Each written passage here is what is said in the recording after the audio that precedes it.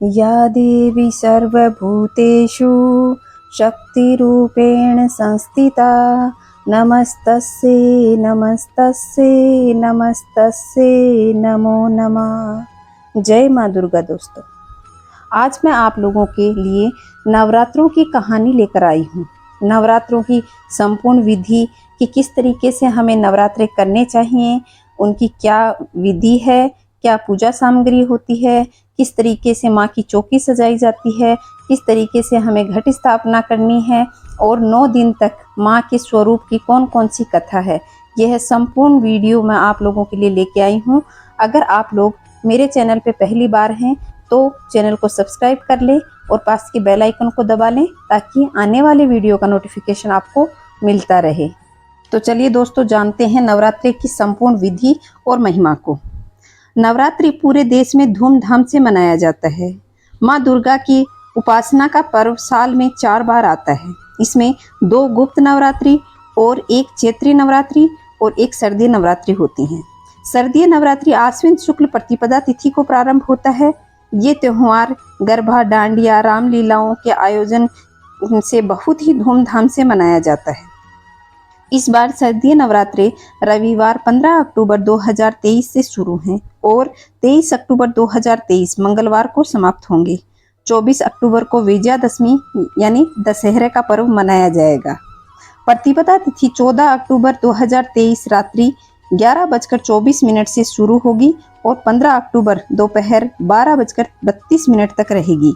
इसलिए उदया तिथि के अनुसार शारदीय नवरात्रों की शुरुआत 15 अक्टूबर से होगी। नवरात्रों में प्रतिपदा तिथि में घट स्थापना की जाती है, माता की चौकी सजाई जाती है और 9 दिन तक अखंड ज्योति जला करके नवरात्रि का पर्व मनाया जाता है। अब मैं आप लोगों को संपूर्ण घट स्थापना विधि और उसके मुहूर्त के बारे में बताती हूँ।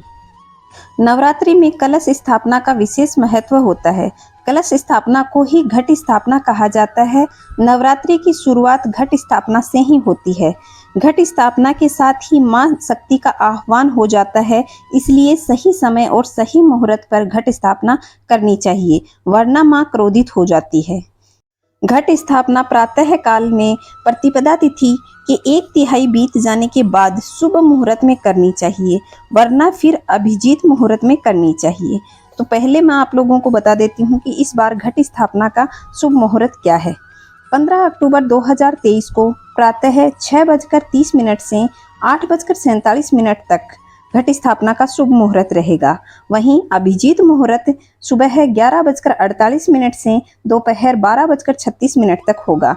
इस मुहूर्त में आप घट स्थापना कर सकते हैं। अब मैं आप लोगों को घट स्थापना की संपूर्ण विधि बताती हूँ कि हमें किस तरीके से घट स्थापना करनी चाहिए। हमारे सनातन धर्म में कलश को सुख समृद्धि का प्रतीक माना जाता है। जिस घर में हर त्योहार व पूजन विधि में कलश की स्थापना होती है, उस घर में संपूर्ण 33 कोटि देवी देवताओं का वास होता है। घर हमेशा सुख समृद्धि से भरा रहता है। अब मैं बताती हूँ कि कलश के अंदर कौन कौन से देवताओं का वास होता है। कलश के मुख में श्री हरि विष्णु का वास होता है, कंठ में रुद्र का वास होता है और मूल भाग में ब्रह्मा जी का वास होता है। कलश के बाहरी भाग में 33 कोटि देवी देवताओं का वास होता है। जल में वरुण देवता का वास होता है। कलश के मध्य भाग में जो अंदर का खाली भाग होता है, उसमें मातृशक्तियों का वास होता है। हम जो पंच पल्लव उसमें लगाते हैं, उसमें हमें प्रकृति का भाव होता है। कलश पे रखा हुआ धान का पात्र ऐश्वर्य और धन का प्रतीक होता है और जो हम ऊपर नारियल स्थापित करते हैं, वे साक्षात गणेश जी के प्रतीक के रूप में स्थापित किए जाते हैं। तो दोस्तों, इतने सारे देव देवताओं का वास होता है, इसलिए घट स्थापना सबसे महत्वपूर्ण है। अब जानते हैं कि घट स्थापना में हमें कलश में कौन कौन सी सामग्री डालनी चाहिए। सबसे पहले तो हमें कैसा कलश लेना चाहिए। कलश सोने का, चांदी का, तांबे का या मिट्टी का, जो भी श्रद्धा हो उस भाव से कलश लेना चाहिए, लेकिन स्टील और लोहे का कलश कभी नहीं लेना चाहिए। ऐसे कलश को अशुभ माना जाता है। मिट्टी का कलश सर्वश्रेष्ठ माना जाता है। इसके साथ ही कलश को ढकने के लिए मिट्टी का पात्र भी लेना चाहिए, क्योंकि मिट्टी ही सबसे पवित्र मानी जाती है। फिर इसमें रखने के लिए हमें रोली, मोली, चंदन, सुपारी, गंगाजल, अक्षत, हल्दी, सिक्का, नारियल, लाल कपड़ा आदि लें और 5 पल्लव पत्ते आप आम के या अशोक के जो भी हो वो ले सकते हैं। सर्वश्रेष्ठ आम के पत्ते होते हैं। अगर आम के पत्ते ना मिलें तो आप अशोक के पत्ते भी ले सकते हैं। पत्तों की संख्या आप 5, 7, 9, 11 जो आपकी मर्जी हो आप ले सकते हैं। ये सामग्री लेने के बाद अब कलश को हमें कैसे स्थापित करना है वह मैं आपको बताती हूँ।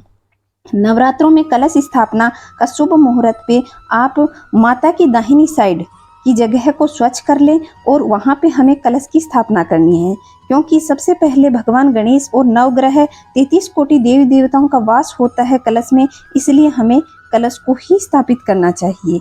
ये संपूर्ण सामग्री लेने के बाद में हमें कलश की गर्दन पर मोली बांध देनी चाहिए और उस पर स्वास्तिक बना देना चाहिए।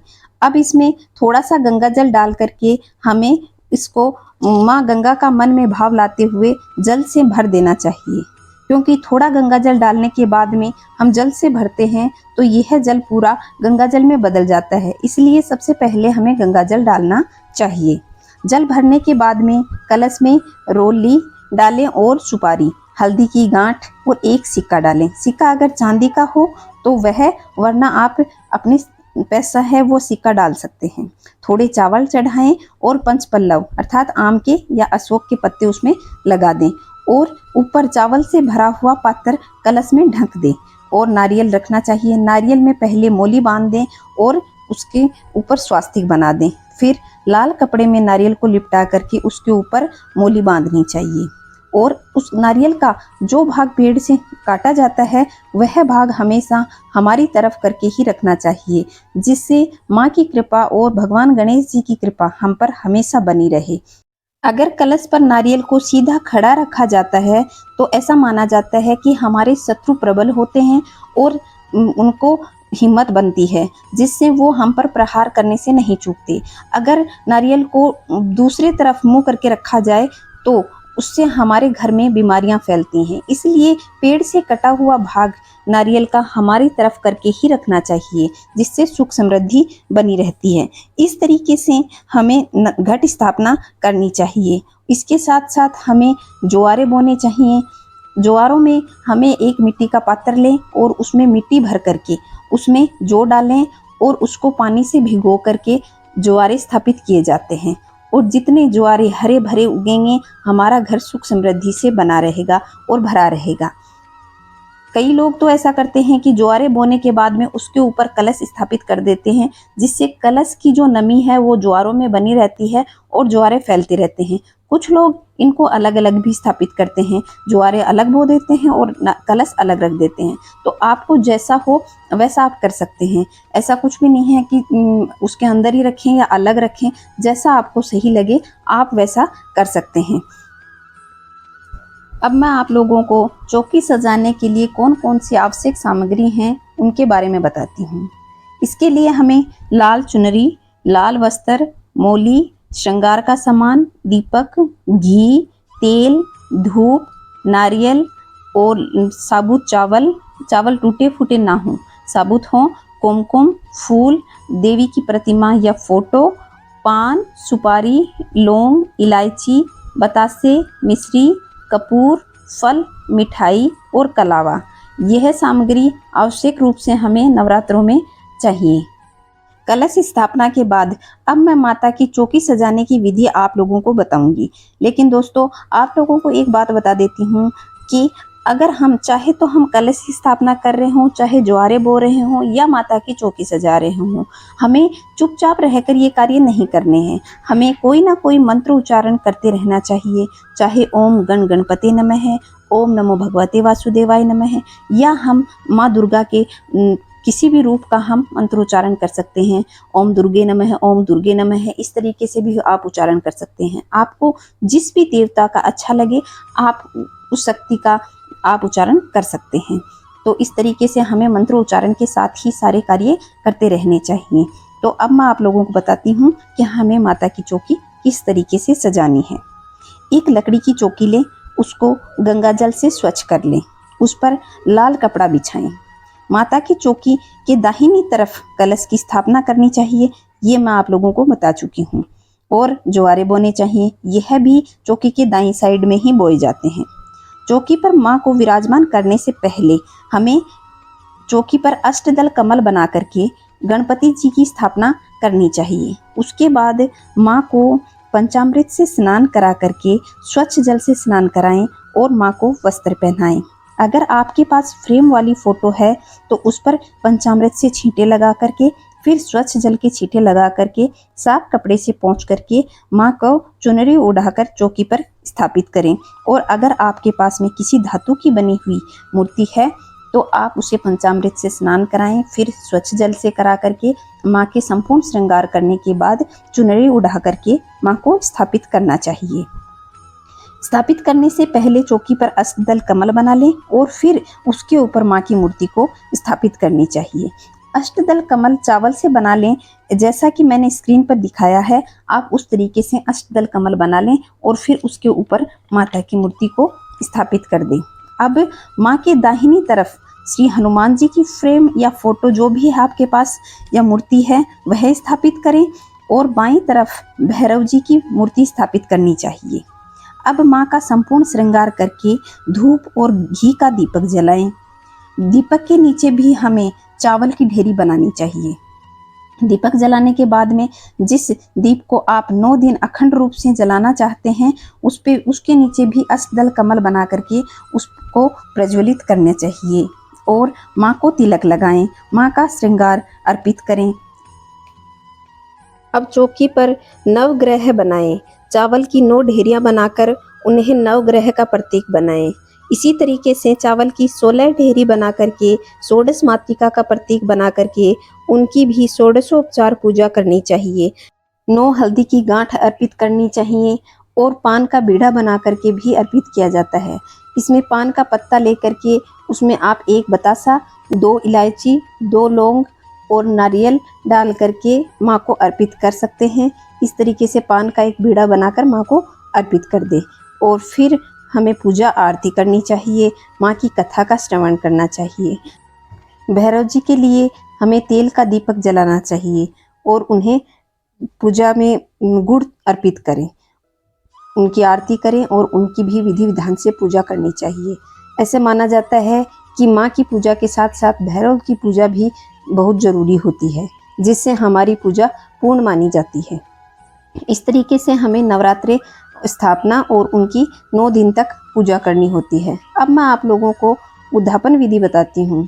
जब 9 दिन हम नवरात्रि कर लेते हैं उसके बाद 9 कन्याओं को भोजन कराया जाता है।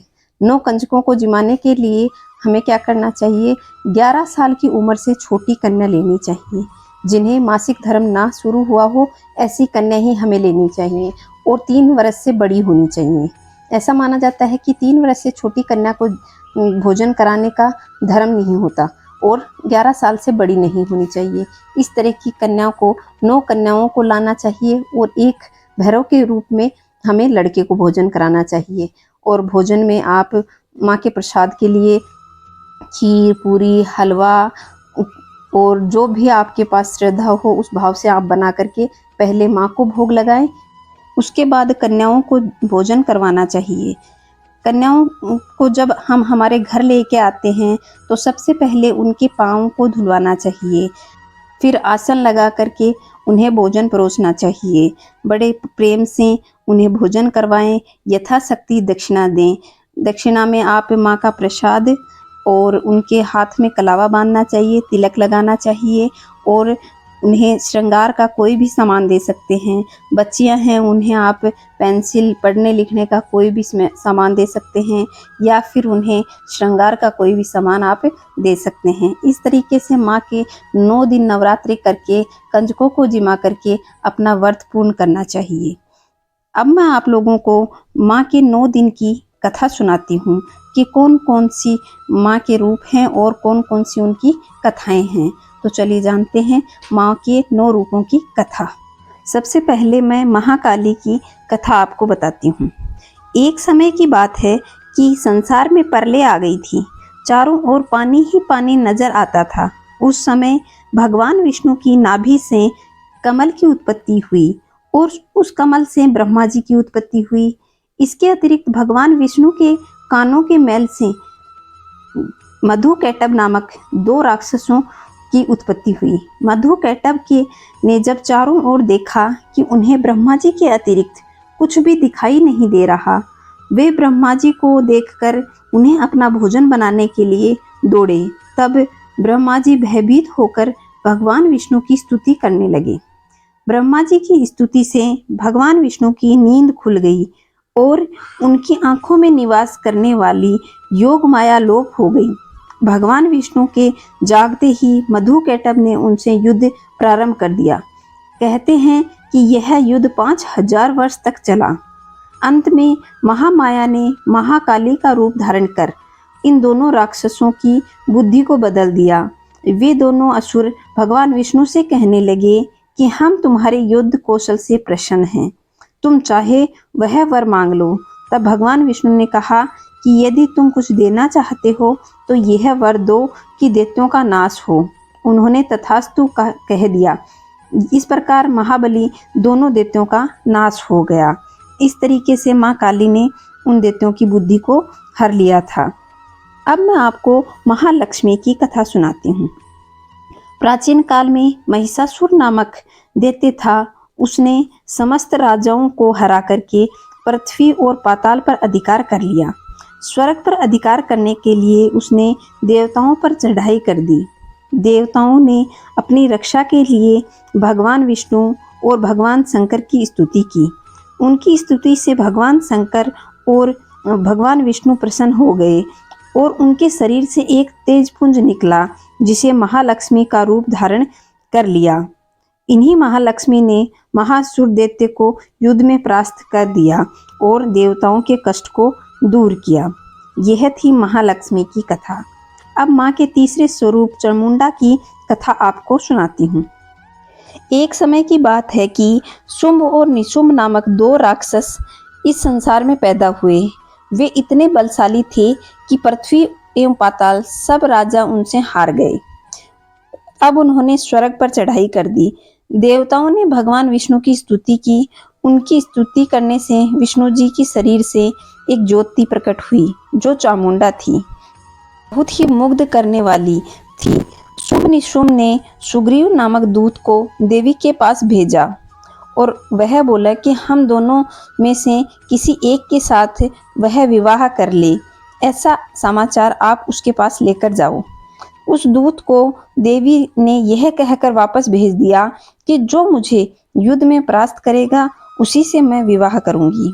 दूत के मुंह से यह समाचार सुनकर उन दोनों दैत्यों ने पहले युद्ध के लिए अपने सेनापति धूम्राक्ष को भेजा और धूम्राक्ष के सेना सहित मारे जाने के बाद में चंडमुंड को लड़ने के लिए भेजा। चंडमुंड भी देवी द्वारा मारे गए। अब रक्त बीज लड़ने के लिए गया। उनके शरीर की एक रक्त की बूंद जमीन पर गिरते ही उनके ही समान और वीर पैदा हो जाता था। इस पर देवी ने रक्त बीज के शरीर से सारा खून निकाल करके खप्पर में भरकर पी लिया। इस प्रकार रक्त बीज भी मारा गया। अंत में शुंभ निशुंभ लड़ने आए और देवी के हाथों मारे गए। सभी देवता दैत्यों की मृत्यु से बहुत खुश हुए और माता की जय जयकार करने लगे। अब मैं माँ के चौथे स्वरूप योग माया की कहानी बताती हूँ।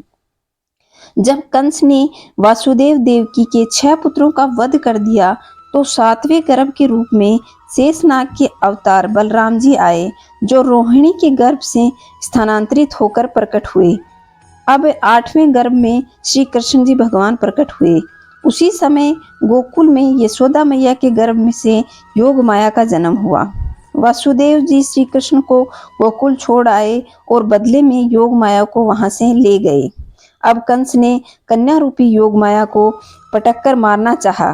वह उनके हाथों से छूटकर आकाश में चली गई और देवी का रूप धारण कर आगे चलकर इसी योग माया ने श्री कृष्ण के हाथों योग विद्या और महाविद्या बनकर कंस, चाणूर आदि शक्तिशाली असुरों का संहार किया। अब माँ के 5वें स्वरूप रक्त दंतिका की कथा आपको बताती हूँ। एक बार व्यप्रचिति नाम के असुर ने बहुत ही कुकर्म करके पृथ्वीवासी और देवलोक के देवताओं का जीवन दूभर कर दिया था। देवताओं और पृथ्वीवासियों की प्रार्थना पर दुर्गा देवी ने रक्तदंतिका नाम से अवतार लिया। देवी ने विप्रचिति नाम के असुर के रक्तपान करके मानमर्दन कर डाला। देवी ने रक्तपान करके उनके दांत हैं वो रक्त के समान लाल हो गए, इसलिए उन्हें रक्तदंतिका कहा गया और माँ का नाम रक्तदंतिका पड़ा। अब मैं आपको माँ के छठे स्वरूप शाकंभरी की कथा सुनाती हूँ। एक समय की बात है, पृथ्वी पर सूखा पड़ गया था। 100 वर्ष तक वर्षा नहीं हुई। चारों ओर सूखे के कारण हाहाकार मच गया था। वनस्पति सूख गई। उस समय वर्षा के लिए मुनियों ने मिलकर भगवती की उपासना की। तब माँ जगदम्बा ने पृथ्वी पर शाकंभरी नाम से स्त्री रूप में अवतार लिया और उनकी कृपा से पृथ्वी पर जल की वर्षा हुई। इससे पृथ्वी के समस्त जीव जंतु और वनस्पतियों को जीवन दान मिला। यह थी माँ शाकंभरी की कहानी। अब मैं श्री दुर्गा देवी के 7वें स्वरूप माँ की कथा आपको बताती हूँ। एक बार दुर्गम नाम के राक्षस के अत्याचारों से पृथ्वीवासी और पाताल निवासी एवं देवताओं में हाहाकार मच गया। ऐसी विपत्ति के समय भगवान की शक्ति दुर्गा ने अवतार लिया। दुर्गा ने दुर्गम राक्षस का संहार करके पृथ्वी पर रहने वाले तथा देवताओं की इस विपत्ति से छुटकारा दिलवाया। दुर्गम राक्षस को मारने के कारण तीनों लोकों में इनका नाम दुर्गा देवी के नाम से प्रसिद्ध हुआ। अब मैं माँ के 8वें स्वरूप भ्रामरी देवी की कथा बताती हूँ। एक बार अरुण नाम के राक्षस के अत्याचार के कारण वह स्वर्ग में रहने वाली देव पत्नियों के अस्तित्व को नष्ट करने की कुचेष्टा करने लगा। अपने अस्तित्व की रक्षा के लिए देव पत्नियों ने भौरे का रूप धारण कर लिया और दुर्गा देवी से अपने अस्तित्व की रक्षा करने के लिए प्रार्थना करने लगी। तब देव पत्नियों की दुख को जानकर उनके उद्धार हेतु दुर्गा माँ ने भ्रामरी का रूप धारण किया और अरुण राक्षस का संहार किया, इसलिए इनका नाम भ्रामरी पड़ा। अब मैं आपको माँ के 9वें स्वरूप चंडिका की कथा बताती हूँ। एक बार की बात है कि पृथ्वीलोक पर चंडमुंड नाम के 2 राक्षस पैदा हुए। इन राक्षसों ने पृथ्वीलोक, पाताललोक और देवलोक पर अपना अधिकार कर लिया। इस पर देवताओं ने दुखी होकर मातृशक्ति देवी का स्मरण किया और देवताओं की स्तुति से प्रसन्न होकर के देवी ने चंडमुंड नामक राक्षस का विनाश किया। तब से पृथ्वी पर इनका नाम चंडिका के रूप में प्रसिद्ध हुआ। यह थी नवरात्रों में 9 शक्तियों की कथा। आपको 9 दिन इन देवियों की कथा सुननी चाहिए और इनका पूजन करना चाहिए। तो दोस्तों, यह थी माँ के 9 रूपों की कथा। अब मैं आप लोगों को माँ के 108 नामों की महिमा को बताती हूँ कि माँ के कौन से 108 नाम हैं जिनकी माला का जप हमें नवरात्रि में प्रत्येक दिन करना चाहिए। तो चलिए जानते हैं माँ के 108 नाम। ओम सती साध्वी भवप्रीता भवानी भवमोचिनी आर्या दुर्गा जया आद्या त्रिनेत्रा शूलधारिणी पिनाकधारिणी चित्रा चंडघंटा महातपा मनः बुद्धि अहंकारा चित्रूपा चिताचिति सर्वमंत्रमयी सता सत्यानंद स्वरूपिणी अनंता भाविनी भव्या भव्या अभव्या सदा गति सांभवी देव माता चिंता रत्न प्रिया सर्वविद्या दक्ष कन्या दक्षी यज्ञ विनाशिनी अपर्णा अनेक वर्णा पाटला पाटलावती पटांबर परिधाना कलमजीर रंजनी अमय विक्रमा क्रूरा सुंदरी सुर सुंदरी वन दुर्गा मातंगी मतंग मुनि पूजिता ब्राह्मी महेश्वरी इंद्री कुमारी वैष्णवी चामुंडा वाराही लक्ष्मी पुरुषा करती विमला उत्कृष्णा ज्ञाना किरिया नित्या बुद्धिदा बहुला बहुल प्रेमा सर्ववाहन वाहना निशुंभ शुंभ हनिनी महिषासुरमर्दिनी मधुकैटभ हंतरी चंडमुंड विनाशिनी सर्वासुर विनाशा सर्वदानव घातिनी सर्वशास्त्रमयी सत्या सर्वशस्त्रधारिणी अनेकास्त्र हस्ता अनेक शस्त्रधारिणी कुमारी एक कन्या किशोरी युवती यति अप्रौढ़ा प्रौढ़ा वर्धमाता बलप्रदा महोदरी मुक्तकेशी घोर रूपा महाबला अग्निज्वला रौद्रमुखी कालरात्रि तपस्विनी नारायणी भद्रकाली विष्णु माया जलोदरी शिवदूती कराली अनंता परमेश्वरी कात्यायनी सावित्री प्रत्यक्षा ब्रह्मवादिनी सर्वशास्त्रमयी। तो दोस्तों यह थे माँ के 108 नाम। दोस्तों मैंने आपको नवरात्रि की संपूर्ण विधि बताई है और माँ की 9 अवतारों की कथा भी बताई है, उनके 108 नामों को बताया है। इसके बाद में दशहरे की पूजा की जाती है, वह मैं अगले वीडियो में आपको बताऊंगी। अगर आप लोगों को यह वीडियो पसंद आया हो तो वीडियो को लाइक करें, शेयर करें और चैनल पे पहली बार आए हैं तो इसे सब्सक्राइब कर लें, पास के बेल आइकन को दबाएं ताकि आने वाले वीडियो का नोटिफिकेशन आपको सबसे पहले प्राप्त हो। जय माता दी दोस्तों। कमेंट में आप भी जय माता दी लिखना ना भूलिए। जय माता दी।